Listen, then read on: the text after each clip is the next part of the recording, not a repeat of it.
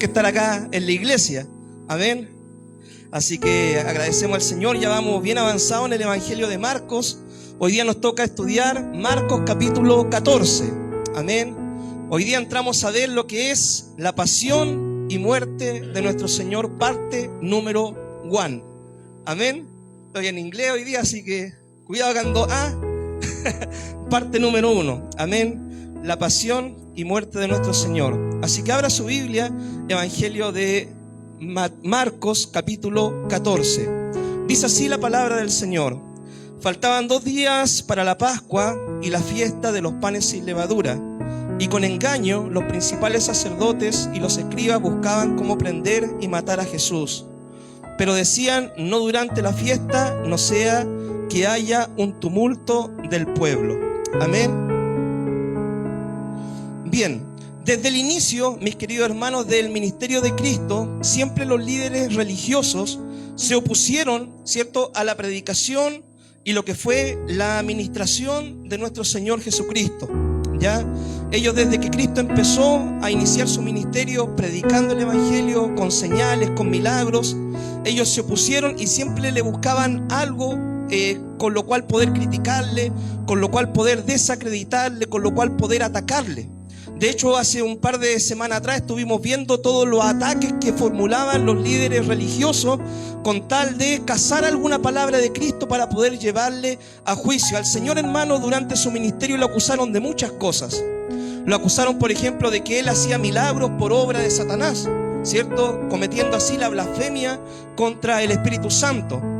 Pero, ¿por qué causa, cierto?, siempre estos líderes religiosos se oponían a la predicación de Cristo? ¿Cuál era el motivo, cierto gestor, por el cual ellos se oponían al ministerio del Señor? Siendo que Cristo a lo único que vino fue a ayudar al necesitado, a sanar al enfermo, a predicar la buena voluntad del Señor.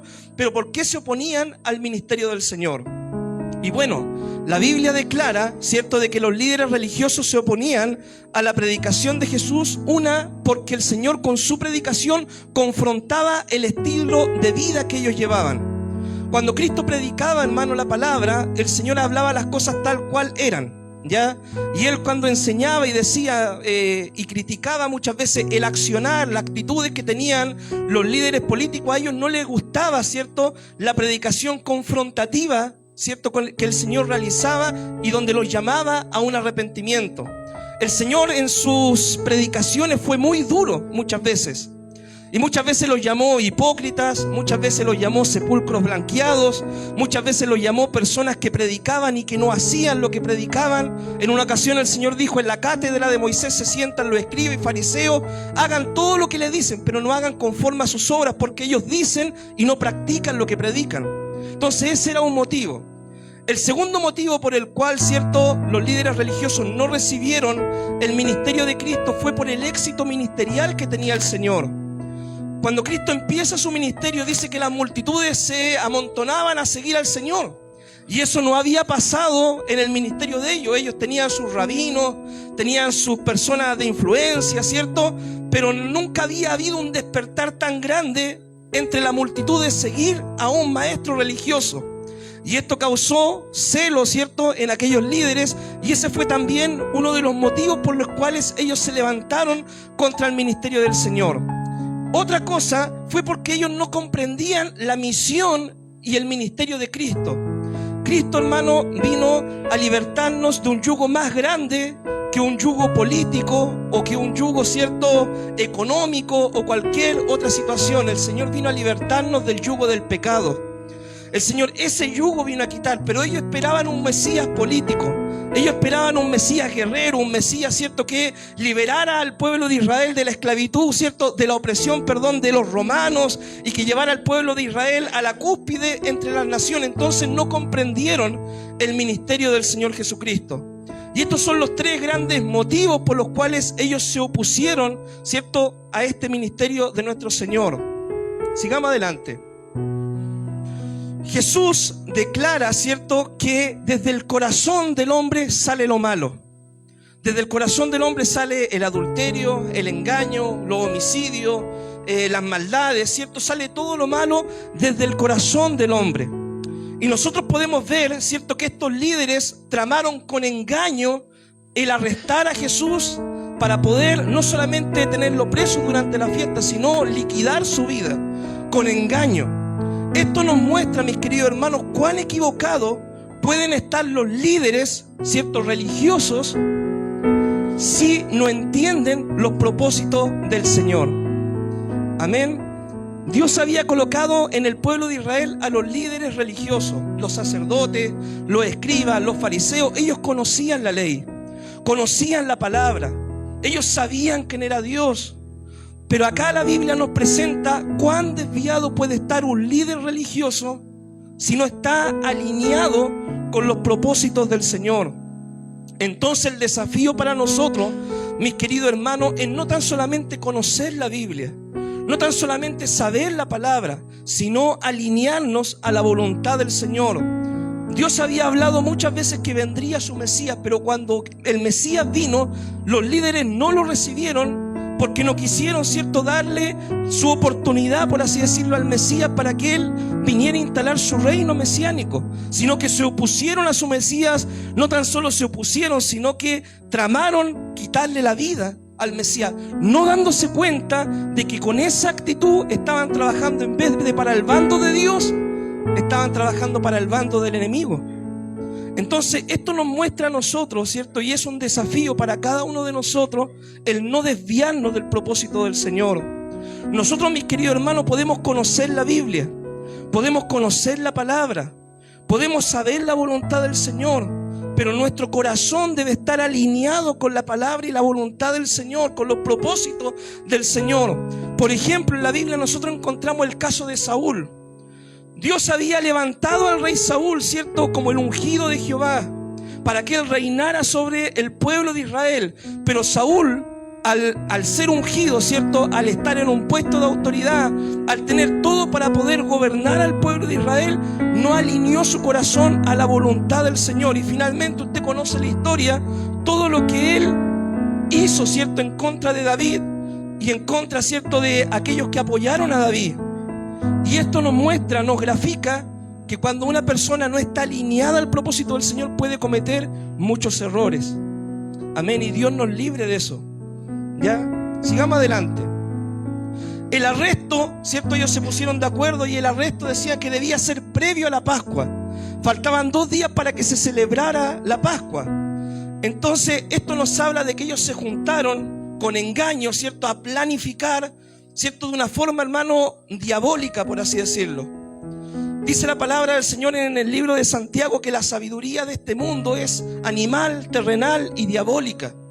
Ellos se juntaron, pero ellos no se juntaron para saber cómo celebrar mejor la fiesta, o cómo, ¿cierto?, poder resolver los problemas, o cómo poder ver si es que Cristo era o no el Mesías. Ellos se juntaron para confabular, para cómo quitarle la vida al Mesías.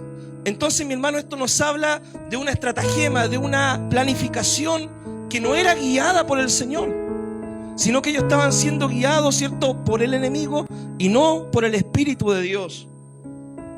Toda planificación, mis queridos hermanos, ya toda planificación que involucre la mentira, el engaño, el ocultamiento de información o de datos, no refleja los principios del reino del Señor. ¿Nosotros tenemos que planificar? Claro que sí. ¿Tenemos que organizarnos? Claro que sí. ¿Tenemos que ver cómo llevar adelante el reino del Señor? Claro que sí. Pero no podemos planificar, ¿cierto?, como hacían estos líderes religiosos, que en vez de planificar para bendecir el reino de Dios, estaban planificando para quitarle la vida al Mesías. Imagínense lo desviado del corazón que podían estar estos hombres, que decían ser instrumentos de Dios, que decían ser representantes de Dios, que decían ser portadores de la palabra del Señor.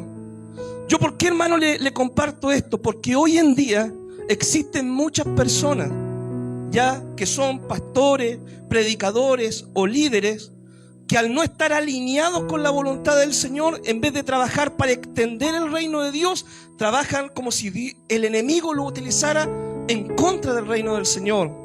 Se dejan usar por el enemigo, son instrumentos del enemigo por no tener su corazón alineado a los propósitos y a la voluntad del Señor. Y yo no quiero que eso le pase a usted. Yo quiero que usted siempre tenga un corazón alineado a la voluntad del Señor. ¿Cómo conocer la voluntad del Señor? En la palabra. Ahí está lo que Dios pide y demanda de nosotros. Si vamos a juntarnos a planificar, planifiquemos la extensión del reino, planifiquemos el avance de la iglesia, planifiquemos, ¿cierto?, cómo hacer crecer la iglesia. No nos juntemos, ¿cierto?, a planificar o a conversar cosas que no nos van a edificar, ¿cierto?, como iglesia, o que no van a extender el reino del Señor. ¿Ya? Sigamos adelante. La Pascua, mis queridos hermanos, era la celebración, ¿cierto?, donde el cordero era muerto y con ese cordero se pintaban los dinteles de la casa cuando Dios sacó al pueblo de Israel de Egipto. El pueblo de Israel había estado en esclavitud en Egipto durante 430 años, dice la Biblia, y Dios decidió liberar al pueblo de Israel de Egipto y mandó a Moisés, y por medio de 10 plagas, ¿cierto?, en la última plaga el Señor le dice: tómense un cordero por familia, y a ese cordero tiene que ser sin mancha, sin tacha, no tiene que tener defecto, y la sangre de ese cordero, ¿cierto?, ustedes tienen que pintar los dinteles, los marcos de las puertas y de las ventanas, porque el ángel de la muerte pasará, pero donde vea la sangre, el ángel de la muerte no va a entrar ni va a hacer daño. Entonces los israelitas obedecieron al mandato del Señor, tomaron un cordero sin defecto, pintaron las puertas, ¿cierto?, de sus casas, las ventanas, y cuando pasó el ángel hirió solamente a los egipcios y no al pueblo del Señor. Desde ese día se celebra la Pascua, ¿cierto?, en el pueblo de Israel, y era una fiesta perpetua, pero esa fiesta simbolizaba lo que Cristo estaba próximo a hacer 2 días después de eso, ¿cierto?, de lo que relata la historia. Se aproximaba la Pascua, faltaban 2 días para la Pascua, y todos esos corderos que sacrificaban año tras año simbolizaba lo que Cristo iba a hacer en la cruz, que el Señor, como el Cordero de Dios, ¿cierto?, iba a dar su vida por su pueblo, y esa sangre que Cristo iba a derramar nos iba a lavar, nos iba a limpiar y nos iba a reconciliar con Dios, y la ira de Dios iba a pasar por sobre nosotros, no haciéndonos daño, porque íbamos a estar cubiertos por la sangre de Cristo, que nos redime, nos limpia, nos santifica y nos aparta para el Señor, nos consagra para Dios. Todos esos corderos que el pueblo de Israel sacrificaba tipificaban, ¿cierto?, lo que Cristo iba a hacer en esta Pascua. Sigamos adelante. Ese cordero simbolizaba a Jesús y lo que Él haría en esa Pascua.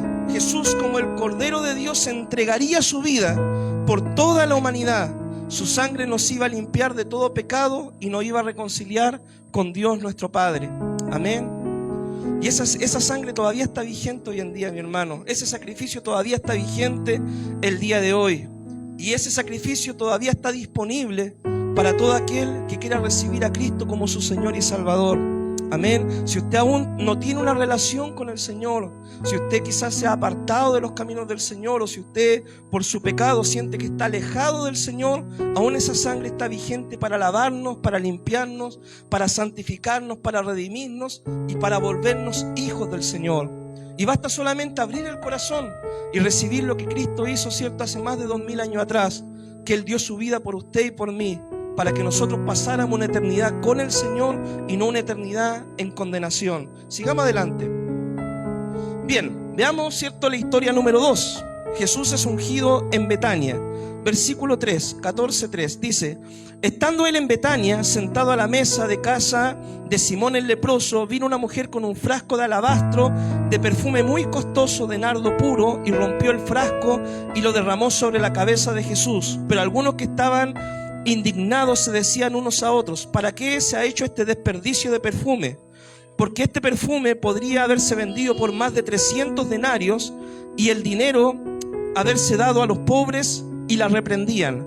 Pero Jesús dijo: déjenla, ¿por qué la molestan? Buena obra ha hecho para conmigo. Porque a los pobres siempre los tendréis con ustedes, y cuando quieran les pueden hacer el bien, pero a mí no siempre me tendrán. Ella ha hecho lo que ha podido, se ha anticipado a ungir mi cuerpo para la sepultura. Y en verdad les digo que donde quiera que se predique el evangelio en todo el mundo entero, también se hablará lo que ésta ha hecho para memoria suya. Amén. Bien. En esta historia, ¿cierto?, nosotros nos encontramos algo maravilloso y algo sorprendente del ministerio de Cristo. Y algo, hermano, que nosotros cuando leemos la Biblia tenemos que poner atención en estos detalles, ¿ya? El Señor siempre visitaba hogares. El Señor no era un ministro de púlpito solamente, ¿ya? No era un ministro de la sinagoga. El Señor, gran parte de su ministerio lo pasó con la gente. Él iba a los hogares, ¿cierto? Y no fue el único hogar de acá de Simón el leproso al cual él fue. El Señor fue al hogar de Marta, de Lázaro, ¿cierto? Fue al hogar de Zaqueo. El Señor siempre tenía tiempo para estar en los hogares de las personas. ¿Y por qué? Porque ir al hogar, ¿cierto?, ir a la casa de alguien, le da la oportunidad al Señor, una, para conversar temas que quizá en público no se pueden tocar. Dos, el Señor cuando entra a un hogar ve la situación del hogar, ¿cierto? Y cuando veía alguna situación en la cual él podía ayudar, el Señor actuaba. Por ejemplo, cuando fue a la casa de Simón Pedro, dice que la suegra estaba enferma, inmediatamente oró por ella y la mujer se sanó y después ella servía al Señor. El Señor no iba, hermano, a las casas a ver qué es lo que le servían o a criticar qué es lo que tenía o qué no tenía la familia. El Señor iba con un propósito, ir a predicar la palabra del Señor a los hogares donde a él lo invitaban. Cuando llamó, por ejemplo, a Mateo, el Señor fue a la casa de Mateo y dice que Mateo hizo una gran fiesta, porque Mateo quizás tenía los recursos económicos para poder hacer eso. Él era publicano, recaudador de impuestos, y dice de que en esa oportunidad el Señor les predicó a los que estaban allí reunidos y mucha gente se convirtió. El punto es que nosotros también debemos visitar las casas de nuestros amigos, de nuestros familiares, de nuestros conocidos, de nuestros vecinos o de la gente que nos invite, ¿ya?, a su hogar. Pero debemos visitar el hogar, ¿cierto?, no para fijarnos qué tienen o qué no tienen. Debemos ir con un propósito claro. Y el propósito es ir y compartir la buena noticia del Evangelio. Ahora, si a usted no le invitan tan seguido a algunas casas, invítelo usted a su casa, ¿ya? Que también es una forma de poder predicar la palabra. De repente quizá la persona no tiene la confianza para invitarlo a usted, pero dígale, usted cree ese lazo, esa confianza, de decir, ¿sabes qué? Mira, yo te invito a mi casa, quiero tomar once contigo, compartir contigo, pero con un objetivo claro. El objetivo es compartir y hablar de Cristo, ¿ya? Sigamos adelante. En esta oportunidad estaba en la casa de Simón el leproso. No se dice si él tenía lepra, ¿cierto?, en aquel momento, o si quizás había sido sanado de la lepra y después quedó con el apodo Simón el leproso, ¿cierto? Pero Cristo, ¿cierto?, no discriminó en ir al hogar de esta persona. Quizá alguien puede haber dicho, bueno, y el hombre tenía lepra, ¿cierto?, yo no me voy a meter a una casa así porque me puedo contaminar o me puedo enfermar. Pero Cristo fue al hogar de este hombre y mientras estaba, ¿cierto?, allí, dice que una mujer que estaba allí también invitada, la Biblia no habla y no dice de que era una mujer pecadora, ni que era una mujer prostituta, ni nada de eso. En otra ocasión sí pasó, pero fue otra situación diferente a esta. Dice que la mujer que estaba allí, al ver al Señor, rompió, ¿cierto?, un frasco de alabastro, un frasco de perfume de mucho precio, que costaba el salario de un año de trabajo. Costaba 300 denarios. El denario era la paga de un judío al día, ¿cierto? Casi un año de trabajo costaba este frasco. Era un perfume muy costoso, ¿ya? Imagínese usted que usted va y rompe el Lancôme, ¿ya? O rompe, no sé cuál perfume, rompe el Hugo Boss, ¿cierto? Nuevecito que le regalaron para Navidad o para su cumpleaños. Llega, usted lo rompe y se lo vierte al Señor, ¿cierto? Esta mujer hizo eso en un acto de adoración, en un acto de entrega, de adoración, de una forma de honrar al Señor, ¿ya? De bendecir su vida, de demostrar lo importante que era el Señor, ¿cierto?, para ella y para todas las personas que amaban a Jesús. Había una costumbre en el pueblo de Israel que cuando uno llegaba a una casa de visita, el siervo, ¿cierto?, de la casa lavaba los pies de los invitados. Bueno, acá Jesús había ido a la casa, pero no le ofrecieron agua, nada por el estilo, pero el Padre tenía preparado una honra mejor, ¿ya? Así que por medio de esta mujer, el Padre honró al Hijo. Sigamos adelante.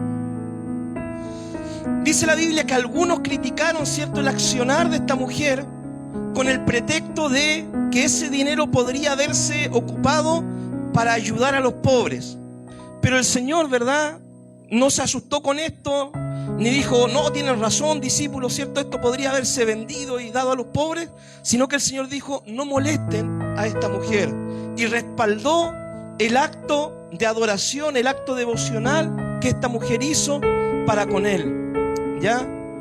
Y cuando uno piensa en la lógica, uno puede decir, bueno, y claro, si ese perfume pudo haberse vendido, valía una gran cantidad de dinero y podría haberse ayudado a los pobres, ¿cierto?, con la venta de aquel perfume. ¿Cuánta gente pudo haber sido bendecida, ¿cierto?, con la venta de ese perfume, ¿ya? Pero el Señor no criticó eso. El Señor de hecho dijo, a los pobres ustedes siempre los tendrán.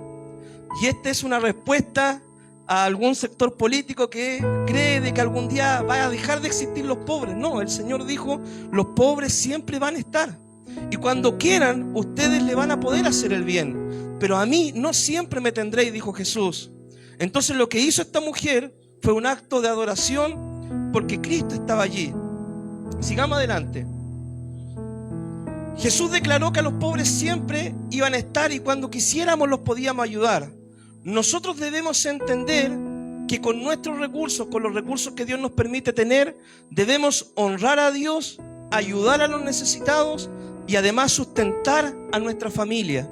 Esto, mis queridos hermanos, es ser equilibrado en el Evangelio. Alguien dice, no, yo por ejemplo no voy a dar para la obra.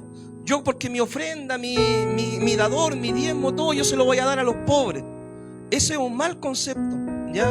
Porque uno tiene que ayudar a los pobres, pero tiene que bendecir la obra del Señor, pero también no tiene que descuidar a su familia. Son tres cosas, ya que uno tiene que hacer como hijo del Señor. Siempre va a haber gente pobre y siempre va a haber la oportunidad de ayudar a la gente, ¿ya? La obra del Señor, mi hermano, tenemos solamente una oportunidad en la vida para bendecir la obra del Señor y hacer las cosas bien y dejar huella en la obra del Señor para que la iglesia siga avanzando y el reino se siga extendiendo, ¿ya? Y obviamente debemos siempre nosotros trabajar y sustentar a nuestra familia. No se trata acá, mis queridos hermanos, como lo hizo también la iglesia primera en su tiempo, de que ellos vendían todo, ¿cierto?, y lo daban a la iglesia. No, no se trata de eso. Sino que hay que tener un equilibrio en la vida espiritual. Ayudemos a los necesitados, demos para bendecir a la obra del Señor y también sustentemos a nuestra familia. Seamos equilibrados en la vida cristiana, ¿ya? A los pobres siempre los tendremos. Por ejemplo, mis queridos hermanos, cada mes, cuando usted trae sus primicias, ¿cierto? No digo de que a los hermanos que le llegan las primicias son pobres, ¿ya? Pero cada mes que llegan las primicias, ¿ya? Nosotros con eso podemos bendecir a alguna familia que pueda necesitar un poco más que usted, ¿ya? Cada vez que usted trae su diezmo, usted permite que la iglesia siga avanzando.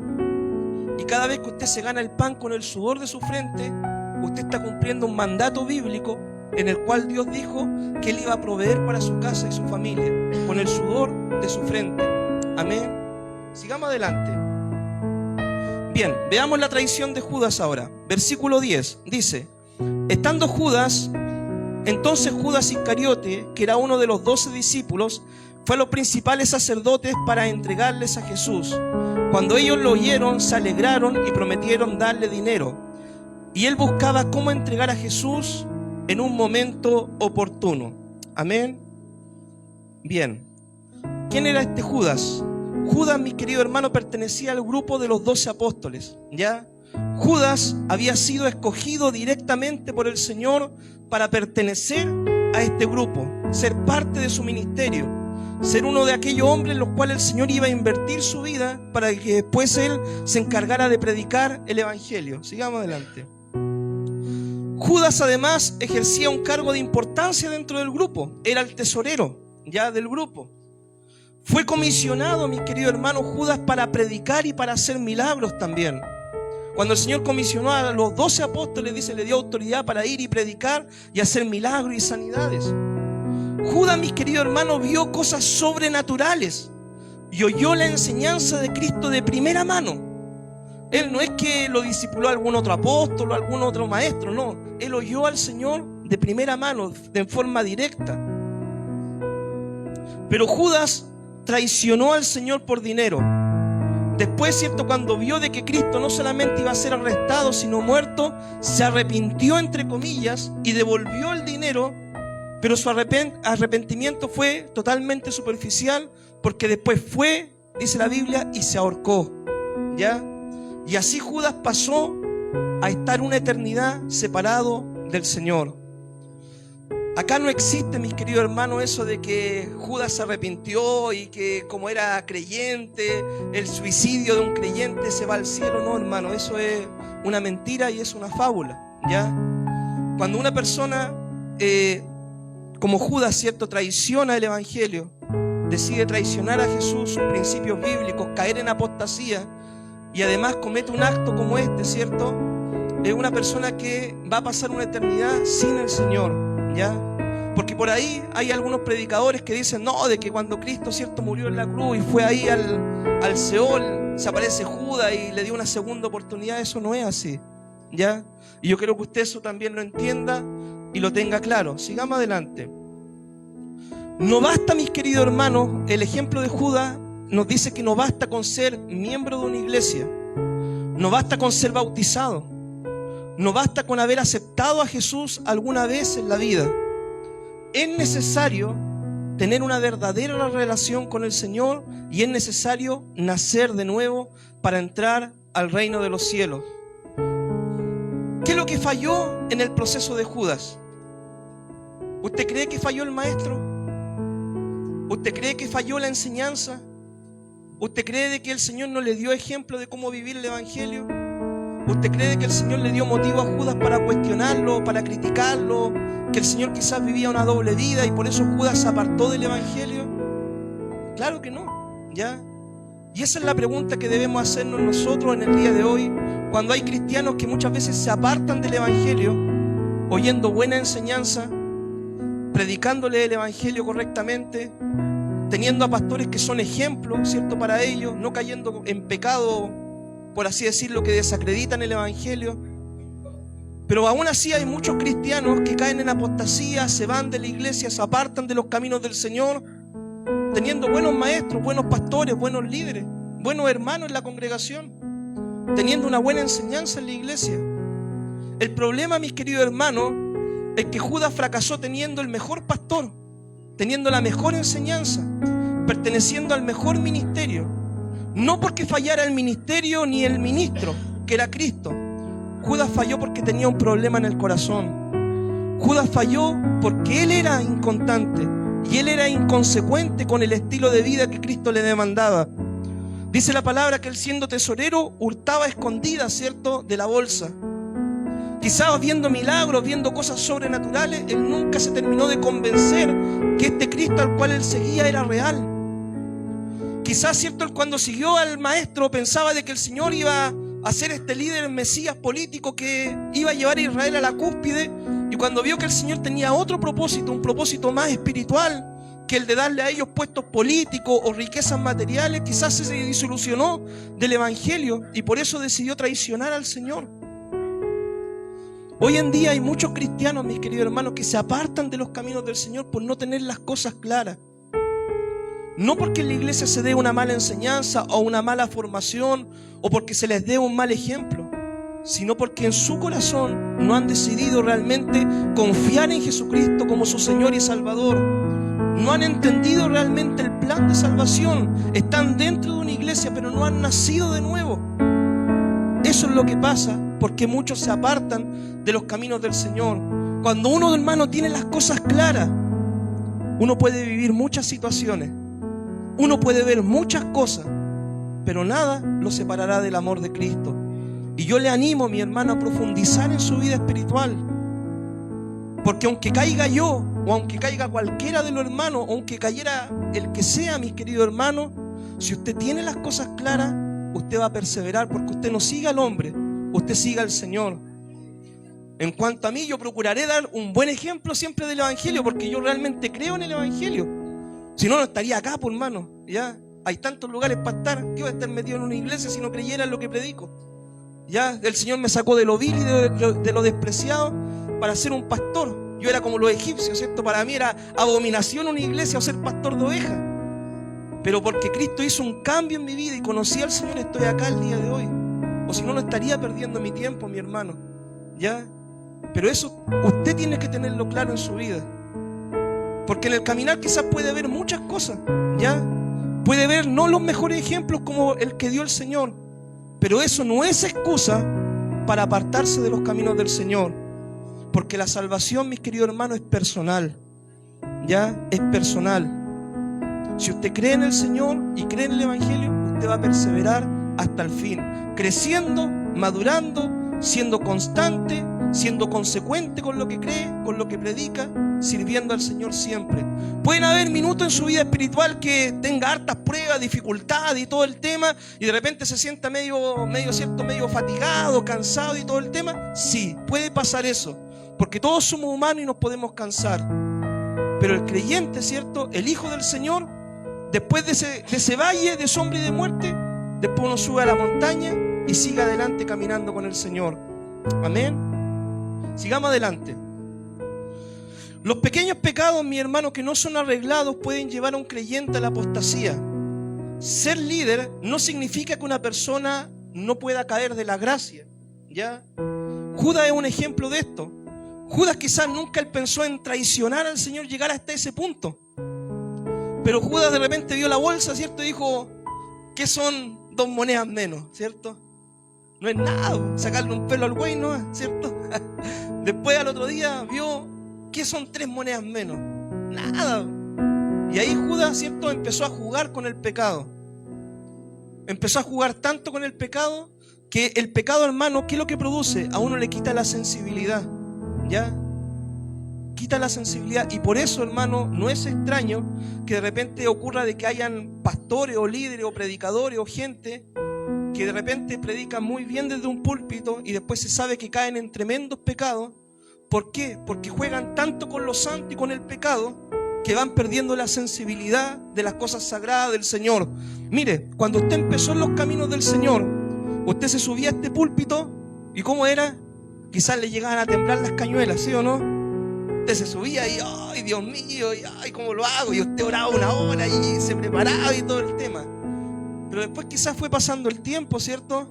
Y después subirse detrás de esto era fácil. Era predicar nomás, o era coordinar, o era levantar una oración simplemente. ¿Ya? ¿Por qué? Porque muchas veces al trabajar con cosas sagradas, esto le pasa, ¿cierto?, a las personas que ministran, van perdiendo la sensibilidad y van perdiéndole el respeto a estas cosas. Y esto fue lo que le pasó a Judas. Empezó a jugar con su pecado. Quizás vio milagros, ya después no le parecía relevante. Quizás escuchaba las media enseñanzas del Señor y le encontraba, ¿cierto?, un poco latera, un poco larguera, ¿cierto? Total, él tenía, ¿cierto?, su negocio aparte, ¿ya? Y finalmente él cayó en esta apostasía y finalmente se perdió, ¿ya? Sigamos adelante. Judas fracasó teniendo el mejor pastor, el mejor ejemplo, siendo parte del mejor ministerio. La culpa, mi hermano, no fue de Jesús. De la misma forma, los creyentes que fracasan el día de hoy no es culpa de los pastores, que son ejemplos y enseñan con fidelidad la palabra. Cada uno es responsable de su vida espiritual. Amén. Así que no me diga el día de mañana, yo me fui de la iglesia del pastor Jorge porque el pastor, no sé, no. ¿Ya? Usted es responsable de su vida espiritual. ¿Ya? Usted es responsable de su vida espiritual. Y mire, si es que algún día yo me llegara a desviar del evangelio, usted se va de acá, vaya a otra iglesia, ¿cierto? Vaya a otra iglesia donde le prediquen la palabra y le enseñen bien el evangelio como corresponde. Pero no diga, me voy a quedar en la casa, ¿cierto? ¿Por qué? Porque el pastor me hirió, el pastor aquí y allá. No. Si el trato no es conmigo, el trato es con el Señor. Amén. Sigamos adelante. ¿Qué aplicaciones sacamos de esta palabra? El propósito, mis queridos hermanos, de la venida del Señor, el propósito es darnos vida eterna y salvación. Ese es el motivo, ese es el propósito por el cual Cristo vino a este mundo, ¿ya? Sáquese de la cabeza de que Cristo vino a darle una mejor casa, un mejor auto, que vino a arreglar su situación económica, porque hoy en día muchas veces todo lo reducen a eso, a lo material. Sáquese de la cabeza eso, ¿ya? Sáquese de la cabeza de dejar de vivir en Centinela para irse a vivir, ¿cierto?, a las lomas de San Andrés, hermano. No, sea luz ahí en Centinela. Una vez una hermana me dijo, no, es que yo me quiero ir de Centinela, ¿cierto?, porque hay mucha maldad. Yo le dije, mira, hermana, si tú tienes un estadio y tú vas sacando todos los focos del estadio, ¿el estadio va a quedar en luz o en oscuridad? En oscuridad. Si los cristianos nos vamos de acá de los cerros, mayor oscuridad va a haber. ¿Quién les va a testificar a aquellos que no conocen del Señor? Amén. El Señor vino para darnos salvación y perdón de nuestros pecados, una vida eterna. Las calles de oro, las mansiones, ¿cierto? Todas esas cosas, ¿dónde las vamos a vivir? Allá en el cielo, donde estaremos toditos juntos, allá en el cielo, alabando al Señor. Ahí vamos a tener calles de oro, mar de cristal, ¿cierto? Su corona también va a tener usted y todo el tema. Pero acá en la tierra, ¿cierto? Hay que vivir con lo que Dios nos dé. Si Dios te da mucho, gracias, Señor. Si Dios te da poco, Señor, dame sabiduría para administrarlo. Amén. Pero el propósito mayor con el que Cristo vino es para darnos salvación. La pregunta es también, ¿cuál es el mejor perfume que le podemos ofrecer al Señor? ¿Será el Lancôme? ¿Será el Hugo Boss? ¿Cuál es el mejor perfume que tú le puedes ofrecer al Señor? Alguien dijo una vez, mi obediencia es mi mejor adoración al Señor. Ese es el mejor perfume que tú puedes darle al Señor. No obediencia, hermano, a mí como hombre, como pastor. Usted tiene que obedecer esto, la palabra del Señor. Por eso, lea la Biblia para que pueda obedecer la Escritura. ¿Ya? No la obediencia a un hombre, obediencia a la palabra. Nuestra obediencia a la palabra del Señor es nuestra mejor adoración a Dios. Judas fracasó como discípulo, no por culpa del maestro. Así muchos fracasan hoy por su inconstancia y su inconsecuencia. Cuidémonos de este ejemplo, hermano, que dio Judas, ¿cierto? Dice la palabra que lo que está escrito es para nuestra amonestación y es para que nosotros pongamos atención en estas cosas, ¿cierto? Y esto que le pasó a Judas, ¿cierto? Debe a nosotros hacernos clic, ¿cierto? Y darnos cuenta de que debemos poner atención en nuestro caminar espiritual con el Señor, ¿ya? Así que esta es la palabra del día de hoy, mis queridos hermanos. Oramos al Señor, amén. Padre, te damos gracias, Señor, por este tiempo de enseñanza. Te damos gracias, Señor, porque tú por medio de esta palabra nos hablas, Señor. Amado Dios, de que cuando el corazón del hombre no está alineado a tu voluntad, Señor, puede cometer muchos errores, Dios mío. Amado Dios, cuando el corazón del hombre no está alineado con tus planes, con tus propósitos, Señor, aún puede ser usado por el enemigo, Señor, en contra de tu obra, en contra de tu iglesia, en contra de tus hijos, Señor. Padre, y por eso te pedimos, Dios mío, de que tú tengas misericordia de nosotros, Señor, y nos ayudes a poder darnos cuenta de estas cosas, Señor, a tener un corazón alineado a tu voluntad, Señor, para poder ser instrumentos de bendición donde quiera que estemos y nos encontremos, Dios mío. Amado Dios, queremos darte también el mejor perfume, Señor. Amado Dios, y ese perfume es nuestra obediencia, Señor, a ti. Amado Dios, nuestra mejor adoración a ti, Señor, en nuestra obediencia. Ese es el mejor perfume que podemos derramar para ti, para gloria de tu nombre, Señor. Amado Dios, amado Padre, te amamos, Señor, y ayúdanos a adorarte en todo tiempo, siendo constantes, Señor, siendo consecuentes con lo que creemos, con lo que predicamos, con lo que hablamos, Señor, viviendo un evangelio, Señor, consagrado a ti. Señor, te damos gracias por este tiempo de enseñanza, en el nombre de Jesús, amén y amén. Amén, mi hermano.